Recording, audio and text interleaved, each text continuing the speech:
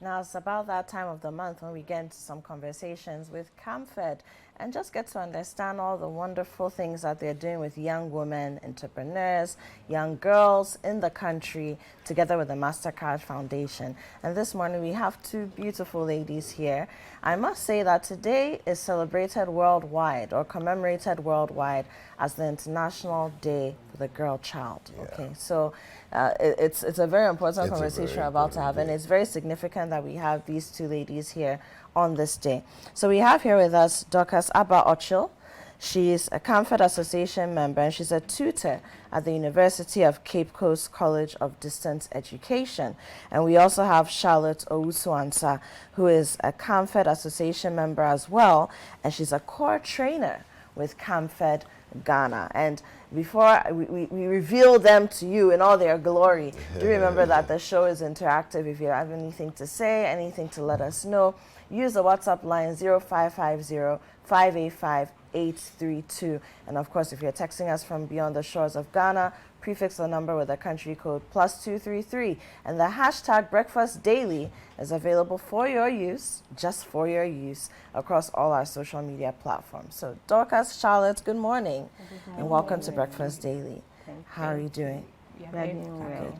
Okay, so I mean, we know, I'll start with you, Dorcas. We know that you're a tutor, the University of Cape Coast, Department of Distance Education. We know that you're a CAMFED Association member, but just tell us a little bit more about yourself. Okay, so just as you mentioned, Dorcas Abba Ochil is my name. I'm a tutor at the University of Cape Coast College of Distance Education, a learner facilitator, and a very renowned entrepreneur as well. Aside that too, I'm a proud CAMFED Association member. Okay. So for now, I think that is all about myself. All right. But what do you do? You're an entrepreneur. Okay. What industry do you play in? Okay, so I'm actually in the food industry. Okay. I am into the preparation of deliciously and nutritiously prepared shito, which is known as warabeba shito. Warabeba. Yes, please. I like that. Yes, please. Nice to meet you, Dorcas. Nice to meet you too. And Charlotte, what about you? Tell us about yourself. Okay, so like you've already mentioned, my name is Charlotte Owusu-Ansah. I am the CAMFED core trainer for Abrasibu-Kwamankese district. Oh. And I'm a youth activist. That's all I can say for now. So as the conversation is going. Wonderful. Okay, so let's talk about CAMFED, and I'll stay with you, Charlotte. You're a CAMFED trainer. Yes. A lot of the time, I mean, throughout this past year, when we've had guests come through for this segment, we've had lots of young women who have either benefited in terms of their education, funding for their education, all sorts of support from CAMFED and the MasterCard Foundation, or we've had entrepreneurs who've also been able to tap into the support you're offering. But now we're meeting a CAMFED trainer. So what's that like, and how did you even get into the space to do that? Okay, so I was supported by CAMFED through my high school education, where they paid my school fees, provided the necessary education items for me, like sanitary towels, school bag, my shoes and all that, uniform and all that. So after high school, I continued to University of Cape Coast. I completed my national service, and I am now working with CAMFED as a core trainer. So in my role, I train learner facilitators, transition guides and transition facilitators, and business facilitators. Okay. Yes. So the learner facilitators deliver life skills curriculum to senior high school students, and the transition facilitators also deliver sessions to senior high school graduates. And the TGs also help in the mentorship program that we do at the cluster level. When I say cluster, in the communities. Okay. So you're a trainer of trainers? Yes, please. Wow. She's the teacher's teacher, the trainer's trainer. We like that, and that's wonderful. And it's great to see that you're giving back in this way, especially since you said you benefited so much throughout your high school years from what CAMFED is doing. So let's come back to you, Dorcas. Okay. How did you get involved with CAMFED? Okay, so I actually got involved with them. That was after my secondary education. So I got in touch with them through a teacher at one of the secondary schools, and I applied for the CAMFED scholarship, which the main donors were the MasterCard Foundation Scholarship Program. So I applied for it and I was able to meet the necessary criteria. So I was enrolled in school and I was a beneficiary of the MasterCard Foundation Scholarship, that is through CAMFED. And I received financial support from them in terms of they paying my fees, they catering for my accommodation, giving me stipend every semester, giving me additional resources to help me have a sound. All you had to do was learn. Yes. All you had to do was show up and learn. Yes, please. And aside that, you undergo through rigorous training that equip you with leadership skills in order to help you become an effective leader who cause a tremendous change in the lives of people.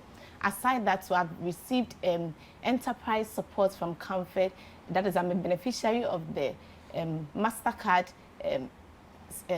Scholars Entrepreneurship Fund, where I was supported to start up my business and also received... Yes, please. Received some sponsorship from the Young African Works at CAMFED Ghana, where I have been able to scale up the business from a smaller scale to a larger scale. So in all, I think I have been with them, and also giving back to the community have made me so much engrossed in the community and also remain very focused with what I'm doing. Wonderful, wonderful. So just, I'll come back to you, Charlotte, very briefly. I mean, we're talking about CAMFED, and I mean, we've been doing this segment for about a year now, but I'll just come back to you. Okay. Very briefly, just tell us what CAMFED does and who CAMFED is. Okay, so CAMFED is into young women. Their vision is to just empower and educate young girls. They just want to turn the tide of poverty. So they pay school fees, they give mentorship support to young women that they are paying their school fees. They give entrepreneurial support to the entrepreneurs as well. Yeah. Okay, so that's pretty much it. Yes. About young women. We love it. About young women. We love it. Okay, so like I said earlier, today is the International Day of the Girl Child. And clearly, this is an important day for CAMFED because all you do has to do with focuses on girls, young women, and girls become young women. On this day, and over the years, how have you commemorated it, and what's CAMFED doing this year? Why is it important to you beyond the fact that we know that your work focuses on the girl child? And any of you can take it. Okay. Sure. On this day, which marks a very memorable day in the life of CAMFED, where we are celebrating young people globally, CAMFED kind of help young people to amplify their voices in order for them to understand the quality of education and how education can help them to fulfill their human rights. And with this, CAMFED has run different forms of programs such as sensitization programs where there are donations to support people who are in school. So basically, we go to the secondary schools to support them. Aside the psychological support, we give them material support as well. Key people are being identified among them, and these people are supported. We donate materials to nursing mothers and teenage parents who really want to drop out of school because of their present circumstances. CAMFED gets to them, encourage them that there is hope for the future. That is not the end of life. So we keep bringing the lights out of them. We keep unleashing their potentials. And on this day, we try to appreciate each and every child, a girl child, and we draw the fact that these children should be respected, these children should be protected, these children should be well educated, because with them we will have a better tomorrow. Wonderful. So, you know, every month the Ghana Statistical Service releases, it does a press release. And I'm so happy that this month they focus their press release and their findings on the girl child. Okay. And so I have the press release here. I'll just read very bits and pieces of it. The heading is about 80,000 girls in Ghana aged 12 to 17 years are already married or living with a man. Right? Yeah. So nationally, 79,733 girls in Ghana aged 12 to 17 have been in union. That is, they're either married or living together with a man, according to the 2021 Population and Housing Census. Out of this number, 25,999 are girls of junior high school going age. That's 12 to 14 years. Wow. And the regions with the highest percentage of girls ever in union are Northeast region, that's 13.0%, Savannah, 10.9%, and Northern, 10.6%, all with rates more than twice the national average of 4.0%. And look, when I saw this press release yesterday, my heart just started breaking. And in your work, and I'll come to you, Charlotte, in your work, I'm sure you've done work all over the country, in all 16 regions of Ghana, probably even 10 before we became 16. What is it that's happening up in the northern parts that's making these numbers so staggering? Because if up in the north, the biggest regions up there, the numbers are higher than the national average, then it means that we have a problem. We have not done well by our girls who are living in that part of the country. So what has your experience been, and what do you think the problem is? Well, I would say one is poverty, and then secondly, it is lack of education. But thankfully, CAMFED is in the northern region. We have CAMFED Association sisters who are leading the change. So they are also doing advocacy programs. They sensitize the young females that some of these things will not help them in the long run. So they also talk to the parents, because it is the parent that will give their hand in marriage. Right. So the CAMFED Association members there sensitize the parents on the need of education and the fact that when you are giving your child out of marriage at this tender age, what benefits or what support can she give to the baby that she is coming to give birth to? In the end, the poverty cycle will still continue. So we are trying to sensitize the parents and even the young girls that this age is not something that you have to go in for this marriage thing. You have to study hard. You have to do well for yourself. At least if you not go to tertiary, do something for yourself. Start a business and you will do well. So that is exactly what the CAMFED Association members in the northern region are doing for the people in the northern region. Wonderful.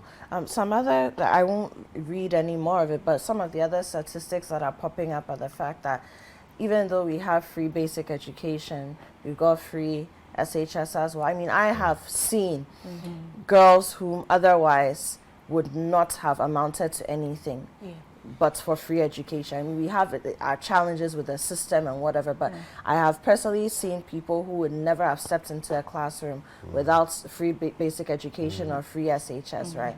Despite that, there's still some girls who are not in school.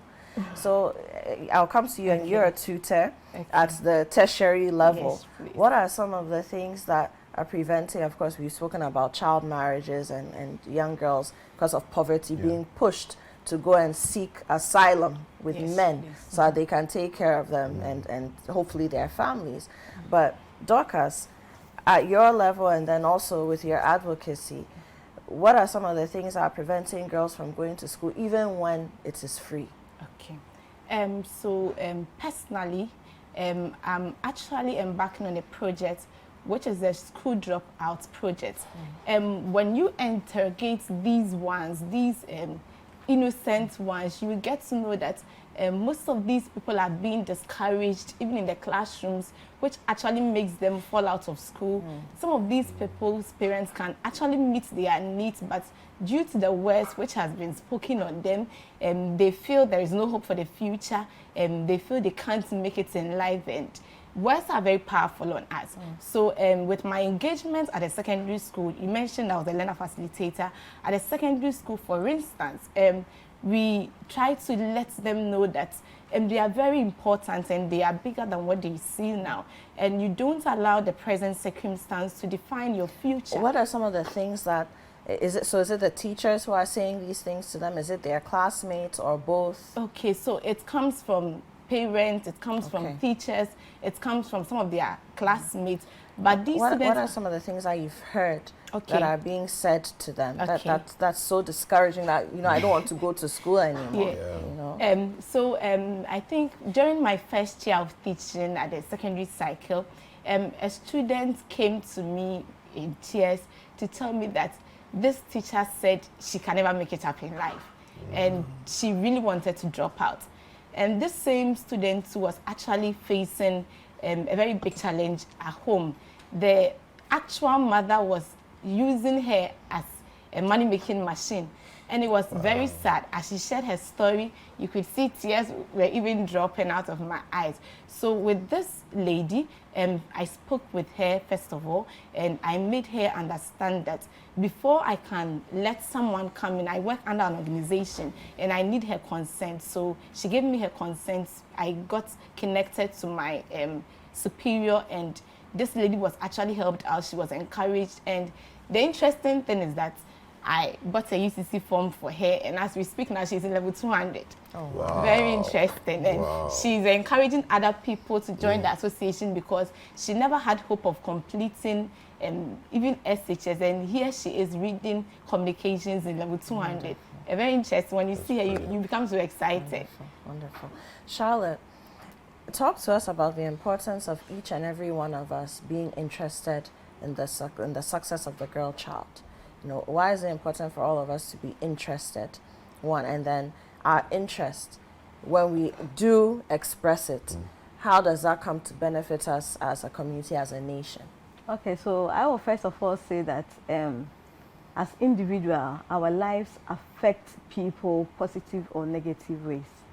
So what we do is that if you are educated, you tend to also mentor others. So I will talk about mentorship. You tend to mentor others.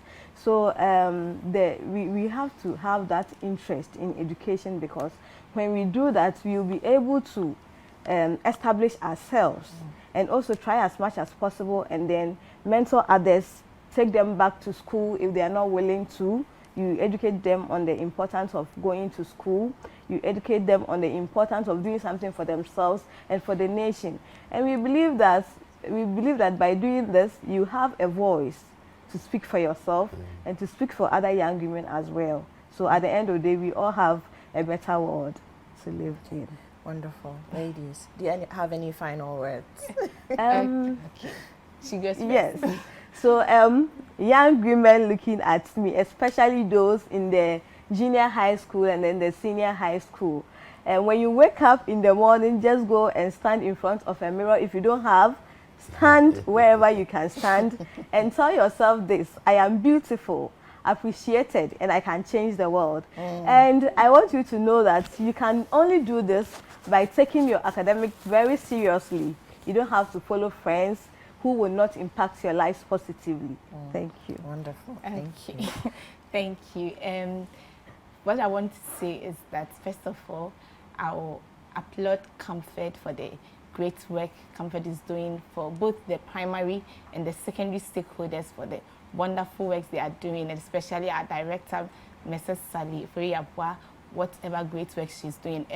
I want to ask the viewers, or I want to push it to them, that let us all make it our personal project. Let us see ourselves in the shoes of these innocent young people. Most people see females in the community and they keep saying that she's dropped out, she doesn't go to, she doesn't have money, let me get CAMFED contact, let me do this.